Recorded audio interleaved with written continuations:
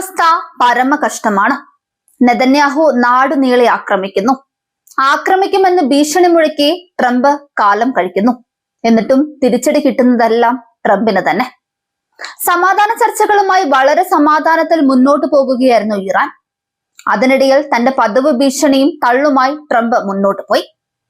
അതിനിടെ ഇറാനെ ചെറുതായിട്ടൊന്ന് ആക്രമിക്കുകയും ചെയ്തു. ഇറാൻ മറുപടിയും നൽകി. ട്രംപ് ചോദിച്ചു വാങ്ങി എന്ന് പറയുന്നതാവും ശരി. ബഹ്റൈനിലെ US നാവികസേനയുടെ 5ാം കപ്പൽപ്പടയുടെ ആസ്ഥാനവും മേഖലയിലെ മറ്റൊരു വ്യോമതാവളവും തങ്ങൾ ആക്രമിച്ചെന്നാണ് ഇറാൻ റവല്യൂഷണറി ഗാർഡ്സിന്റെ അവകാശവാദം. അതിനൊപ്പം വീണ്ടും കുവൈറ്റിൽ ആക്രമണം നടത്തുകയും ചെയ്തു ഇറാൻ. കുവൈറ്റ് വിമാനത്താവളത്തിലെ T1 ടെർമിനലിന് നേരെ ഡ്രോൺ ആക്രമണം നടത്തിയതായി ഇറാൻ അറിയിച്ചു.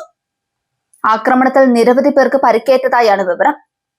വിമാനത്താവളത്തിൽ വലിയ നാശനഷ്ടങ്ങളും ആക്രമണത്തിന്റെ ഭാഗമായി ഉണ്ടായി.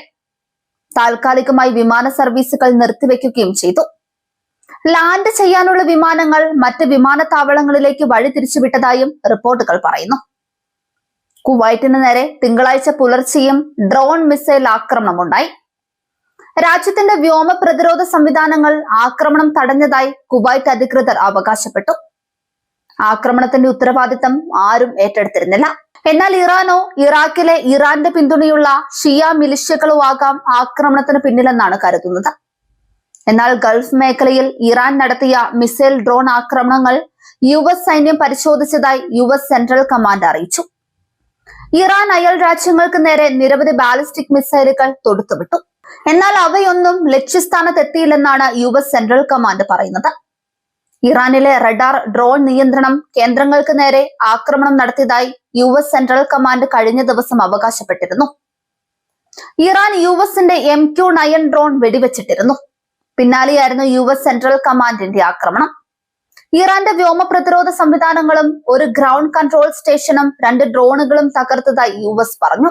ഇറാനെതിരെ നിരന്തരം ഭീഷണി മുഴക്കിയിട്ടും ഇറാൻ കീഴടങ്ങാൻ തയ്യാറായിട്ടില്ല. കഴിഞ്ഞ ദിവസം ഇറാനെ ഭീഷണിപ്പെടുത്തി US പ്രതിരോധ സെക്രട്ടറി രംഗത്ത് വന്നിരുന്നു. കരാർ ഒപ്പിട്ടില്ലെങ്കിൽ യുദ്ധം നേരിടാൻ തയ്യാറായിക്കൊള്ളൂ എന്നാണ് പ്രതിരോധ സെക്രട്ടറി പീറ്റ് ഹെക്സത്ത് പറഞ്ഞത്. എന്നാൽ USന്റെ ഭീഷണികളെ നിരന്തരം തള്ളിക്കളയുകയാണ് ഇറാൻ. എന്നു മാത്രമല്ല, അടിക്ക് തിരിച്ചടി നൽകി ഇറാൻ മുന്നോട്ട് പോകുന്നു. ഈ സാഹചര്യത്തിൽ പശ്ചിമേഷ്യൻ യുദ്ധത്തിന് അവസാനമുണ്ടാകില്ല എന്ന ആശങ്കയിലാണ് മേഖലയും ലോകവും.